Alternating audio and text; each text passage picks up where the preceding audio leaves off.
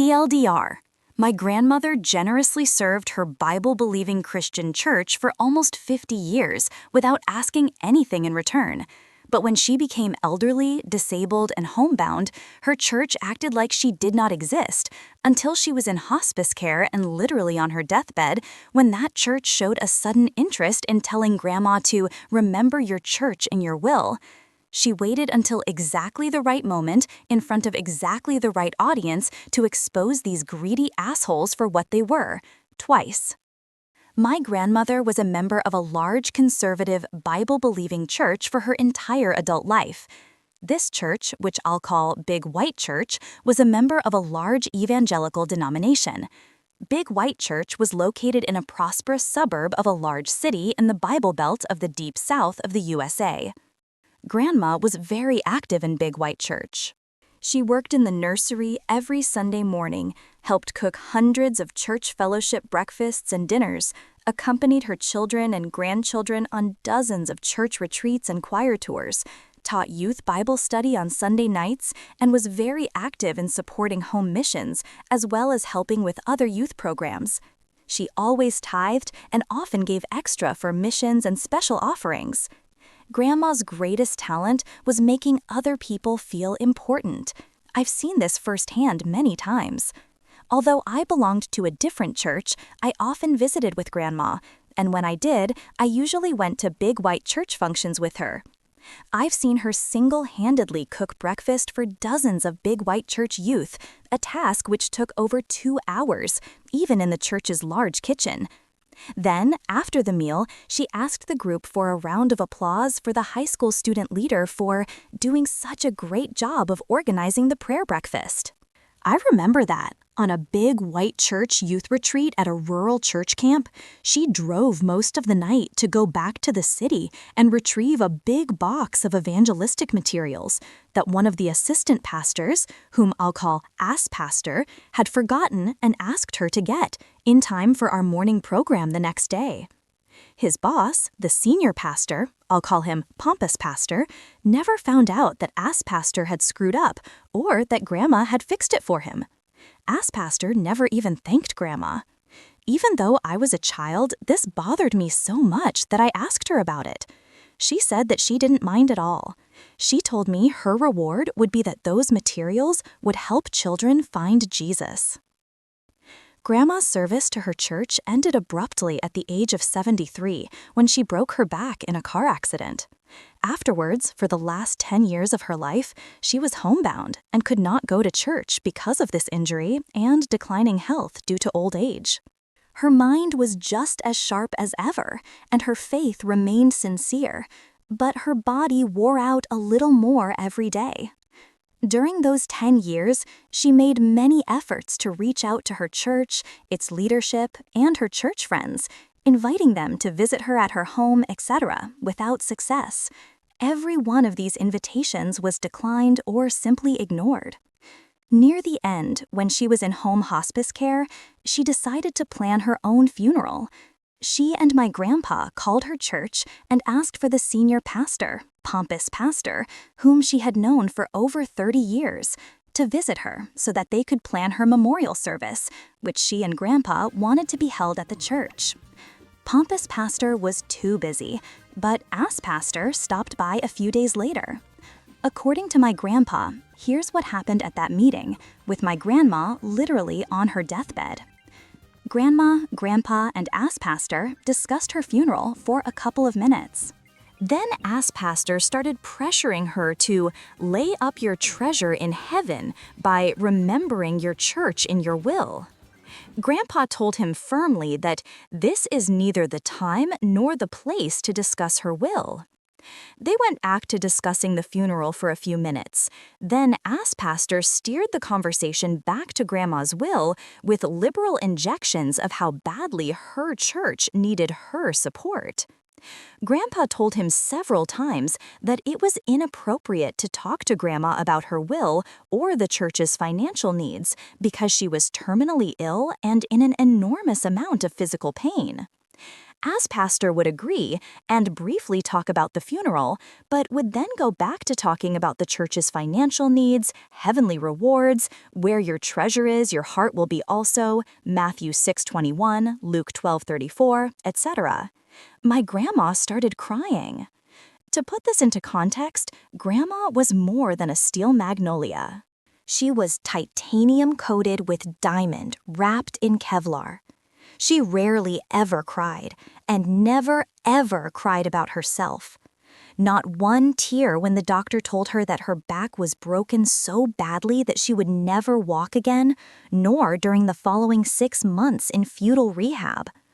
She would shed sincere but well-managed tears at funerals and while visiting family members in the hospital when they received bad news. She would cry to console others, weep with those who weep. But nobody, not Grandpa, not her daughter, my mom, nor any of my uncles or Grandma's siblings, ever remembered her crying for herself. My grandma was sobbing uncontrollably. Grandpa, a retired steelworker, former Marine sergeant and Korean War combat veteran, physically grabbed Pastor and escorted him out of their house, not too gently. Contrary to everyone's expectations, Grandma lived another 6 months, mostly because of sheer force of will. Eventually, though, Grandma passed away, and we held her memorial service at the funeral home, not Big White Church. Pompous pastor and ass pastor were conspicuously absent. In fact, there were no professional Christians from Big White Church at the service at all, not even in the audience. To start the service, Grandpa stood up at the podium in front of the crowd and said, "Some of you may have heard that I disinvited pompous pastor and ass pastor from this funeral service. This service is not an appropriate place for me to give you my reasons for doing this, although you all know me, and so you know that my reasons are good ones. Also, my wife asked me to exclude them. This funeral service may be different from other funerals that you have attended. It is going to be an open microphone funeral. Everyone who wants to say something is invited to come up here and describe your friendship with my wife, tell a story about her that is worth remembering, or anything else that you want to say that will honor her memory and bring comfort to everyone here today. I have asked several family members to prepare statements, but you don't have to have anything prepared. Please, if you want to say something, come up here and do so." There were about 100 people at the funeral service. At least a third of them eventually stepped up to the microphone. The service, which we had planned to last about 30 minutes, lasted for over 2 hours, and as best I can tell, not one person left early. There was laughing, crying, and hugging. 3 of her grandchildren played some of her favorite songs on the piano and guitar.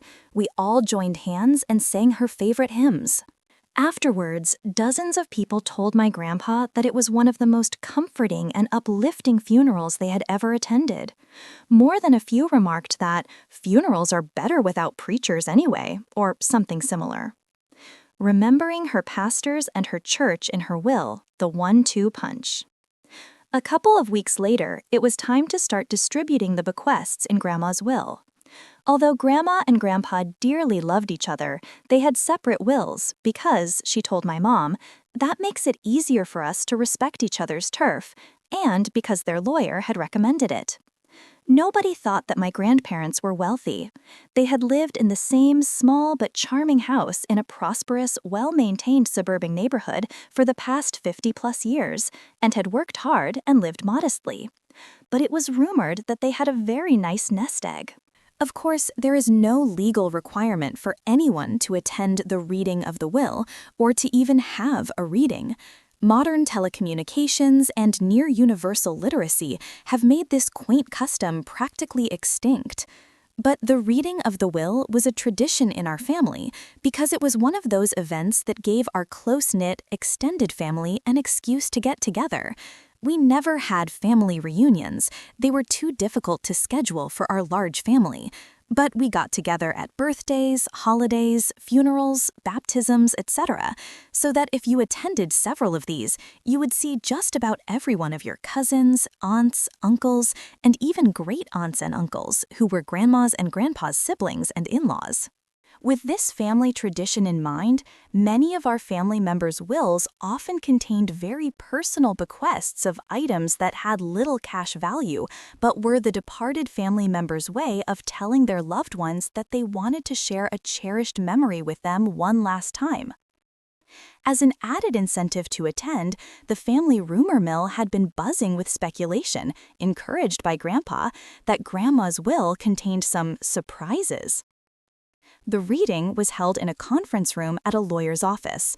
Unsurprisingly, the attendees included my mom, as well as aunts, uncles, great-uncles, and many of the grandchildren. We were all surprised, however, to see pompous pastor and ass pastor from Big White Church. They informed us that Grandma's lawyer had told them that Grandma's will had bequests not only for Big White Church, but also for them personally. Maybe it was just our imagination, but my siblings, cousins, and I couldn't help noticing that these preachers appeared to be actively salivating over their good fortune at Grandma's generosity. Grandma had a large family, so a sizable number of beneficiaries were named in her will. The lawyer's conference room was a bit smaller than an average middle-class living room. Extra chairs had been brought in, every seat was filled, and people were standing in every remaining space. There was barely space for all of us. Grandma's lawyer suggested that pompous pastor and ass pastor sit in chairs which were in the front of the room, next to himself. Since there was a large table in the room, this meant that the lawyer and these two preachers were the only ones who were directly facing everyone else.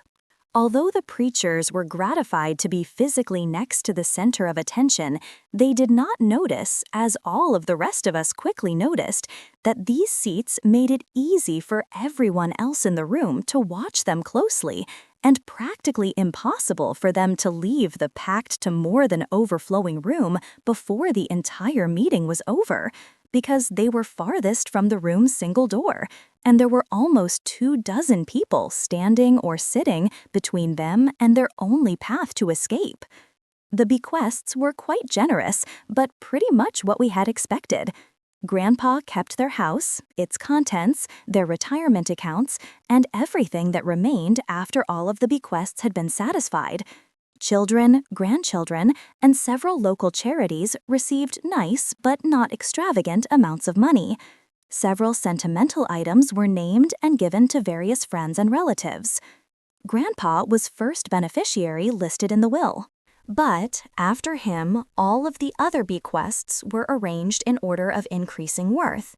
They started with sentimental items, which had very small cash value. Then each grandchild received several $1,000s. Then each son, daughter, brother, sister, niece, and nephew received a little more. Then several local nonprofits received very nice amounts, etc. Bequests to Big White Church, pompous pastor, and ass pastor were almost the last ones listed in the will. They listened politely to the other bequests, but with steadily growing anticipation as they noticed the exponential upward trend in Grandma's largesse. When Grandma's lawyer got to the Big White Church and preachers part of the will, he said, "This is a bit unusual, but before I announce these bequests to Big White Church, pompous pastor, and ass pastor, Ms. Grandma's name requested that I read the following statement to everyone present." He opened a letter that was written in Grandma's own handwriting. For the past 10 years, not one person from Big White Church has ever called me, come to visit me, or sent me a note to tell me that they cared about me. Not one minister, not one deacon, not one of the church women, not one of the church members who I worked with for all of those years, loved dearly, and thought were my friends. I worked very hard for you when you needed me for many, many years. But when I needed you and your church, you all pretended that I didn't exist. I only got one visit when I was dying, and I invited pompous pastor to come to my house and help me plan my funeral. This was my last attempt, after many attempts that I had made over the past 10 years, to reach out to my church and pastor, whom I still loved dearly, even though they had made it clear that they did not love me. If only I could have my funeral at my church, Maybe some of my church friends, whom I had not seen in a decade, would come to the service to see me one last time. And I know they loved to hear pompous pastor preach, so if he preached at my funeral, maybe they would come to my funeral to hear him, even if they would not have come to see me. But pompous pastor couldn't find the time to visit me or even call me to tell me whether or not he was willing to preach at my funeral. Pastor came by my house, but he didn't want to talk about my funeral. He just wanted me to remember his church in my will. That's all. Just remember his church in my will. It was then that I realized that I had allowed my church to break my heart for one last time. But that was the last time. The very last time. Pastor did not know it when he visited me, but Grandpa and I had already prepared my will long before his visit, which did include a double tithe, 20% of my entire estate for what was now my former church, Big White Church. This amount was named the amount, an enormous shitload of money, generating muffled wows from many of her heirs, including me. But I got to feeling badly that we had not personally remembered such nice people as pompous pastor and ass pastor, so I changed my will to include them by name. While I was at it, I changed the amount of money that I left to Big White Church to match all of the love that they have showed to me during the last 10 years of my life, when I was suffering and lonely and no longer able to work my ass off for them for free, like I had done for almost half a century. That is her entire written statement, the lawyer said. Now let's get back to the bequests in the will. Bequest to ass pastor, 1 cent. Bequest to pompous pastor, 1 cent. Bequest to Big White Church, 1 cent. The pompous pastor and ass pastor sat there looking like someone had just injected a gallon of Novocaine into their jaws. Every one of Grandma's family and friends felt an overwhelming urge to laugh out loud, but we kept quiet because we knew Grandma. We knew she wasn't finished yet. Grandma was simply setting them up for a 1-2 punch.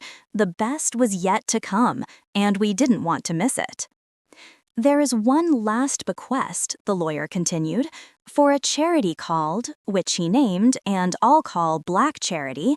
Then he paused before naming the amount.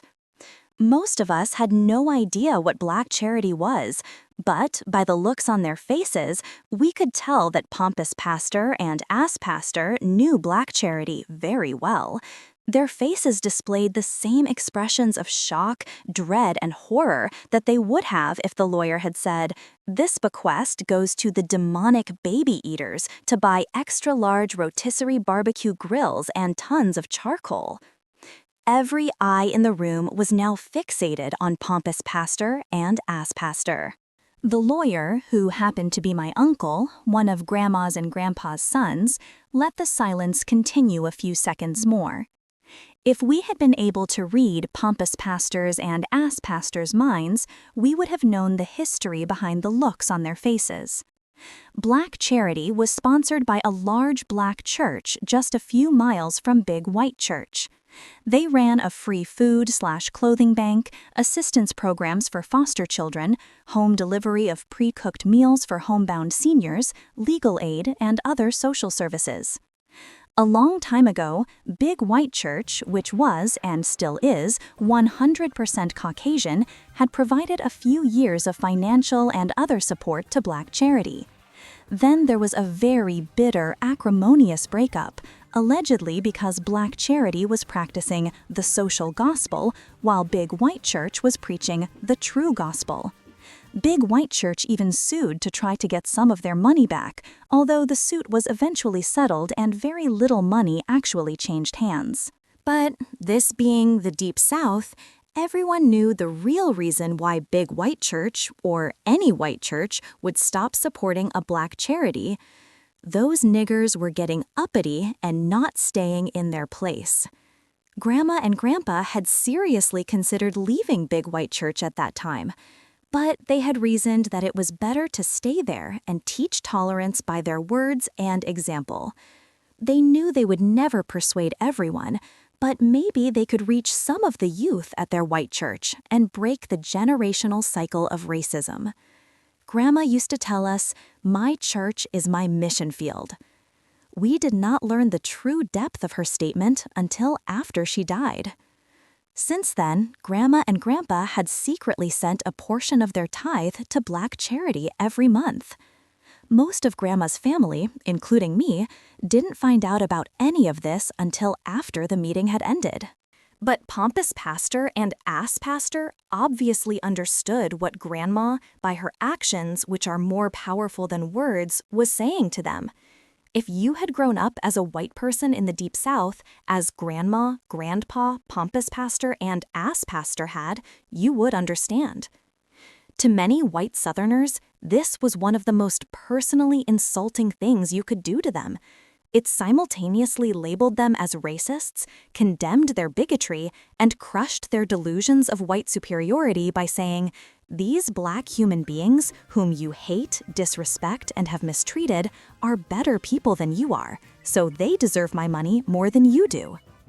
Having allowed time for everyone to observe pompous pastor and ass pastor while they thought about how their white church had treated this Black charity and how they and their church had treated our grandma, the lawyer said, "The amount is..." Then he named the exact same amount that Grandma had named in her handwritten letter, the huge amount of money that would have gone to Big White Church if she had not changed her will.